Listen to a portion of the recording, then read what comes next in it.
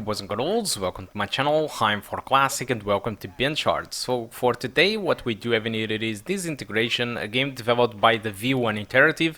This is their first game, alright, so yeah, let's see what these guys have to offer. So this game it is using Unreal Engine 4 and I'm trying these on my Nvidia MX130 with 2GB GDDR5. This is pretty much the same graphic card as the GT940 MX with GDDR5, so if you have one of these cards with 2GB GDDR5, this is the performance that you can expect playing Disintegration. Alright, so yeah, despite this is a new game and it brings something to the table that it is actually not very seen in games, which is a graph cycle, and this game has to offer multiplayer and single player, so it is actually, it seems everything seems pretty good, right?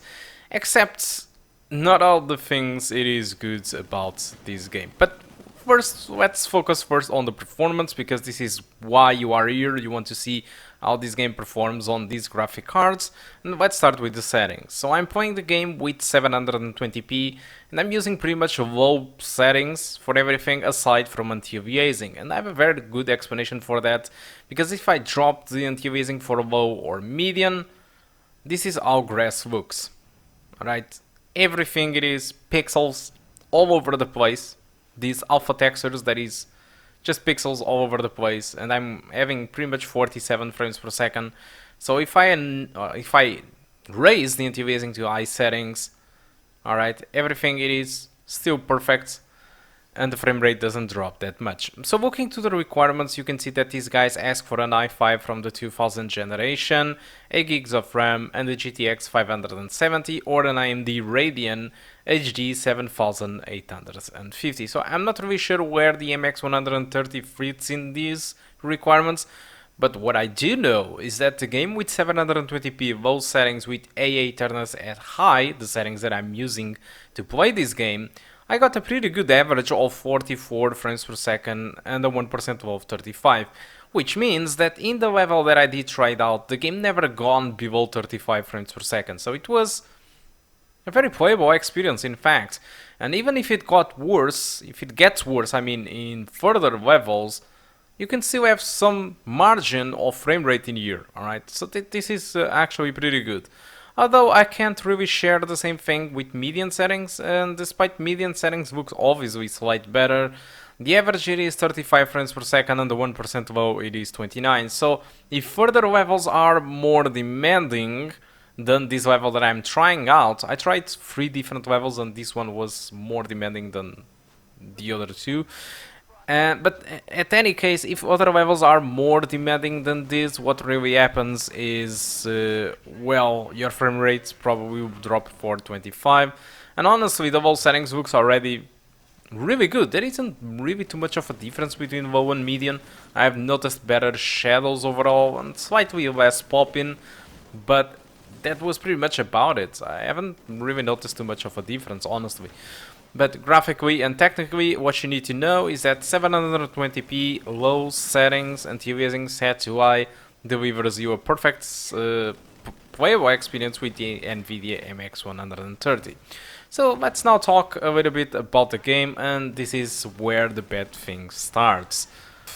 I'm not really, very surprised with the game. I mean, this game fails in 2 different ways. So first of all, the price. I decided to start with this one, which I usually cover last, but I think it's very important.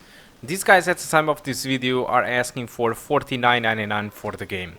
And what happens really is that I think that mainly the developers decided to focus on multiplayer, which if you check my beta gameplay, you will notice that this is some sort of a MOBA where you use these cycles, gravity cycles, which can float in midair, and each one have its own class, blah blah blah. So that in that regard, the multiplayer it is actually not usually a great game, but it is a passable game. Alright, it could be a nice free-to-play game if you ask me. But what happens really is that they are charging $49.99 for this game, and the multiplayer at the moment it is completely dead. That is nobody playing the game. If you go to Steam forums, you can see a ton of people saying that the multiplayer on this game it is dead on arrival. So Yeah, for 49.99, and the main focus of this game being the multiplayer, maybe this is not the greatest news in the world. Second thing, it is this campaign, what it has to offer. So, unfortunately, all the maps, according to some Steam reviews and from what I have seen throughout 3 levels that I did play, the levels are kind of nude, you know. I probably knew that is not the perfect word for that, but there is nothing at all, you know. Everything seems a little bit off with the maps. All right, it doesn't have too much to offer. The enemies are very repetitive, and despite the conversation between characters and the cutscenes are just okay, they are just that. They are okay at best. So maps are not really good, conversation between characters are okay-ish, cutscenes are okay-ish. You have an hub world which you can talk with other characters and you can improve your own skills and the skills of the squad, although that garage feels very empty. It seems like it has nothing to offer. It feels a great and big garage, but there is nothing to do there. So everything about this game, it is empty. This is the correct word that I wanted to use at first. Everything feels just empty and lifeless at all. I'm not really sure if they really wanted to do that, to do a such empty world, but that's exactly what I have done. All right, and but well, I think that's pretty much that. It is empty. It doesn't have too much soul. There is pretty much no music in background. It has nothing special to offer. And the multiplayer, it is dead. And these guys are charging $49.99 for this. This is not a AAA title.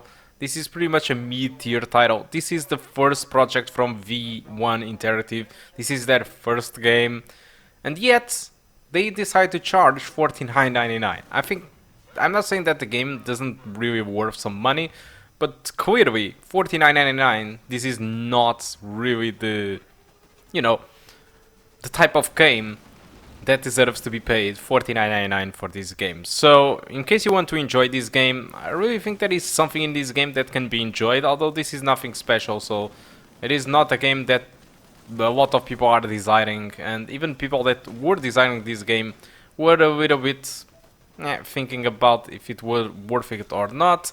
And the reality, it is that at its current price, it is not. I would say that if you want to enjoy this game, just buy it on a deep sale. Alright, when it is so cheap that you can't deny buying it. That's essentially that, because at the moment these guys don't offer any multiplayer at all, because it is that you just have this campaign experience, alright, where everything feels empty. At least there is one thing that I think this game does great.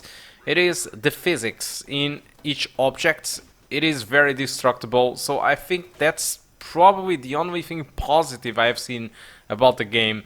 It is the physics on houses, churches, fences, any objects can be destroyed in multiple ways, and there is a ton of physics going on. They aren't really that demanding, so I think at least they have done a good job in destructible objects, but aside from that, there is nothing really spectacular about this.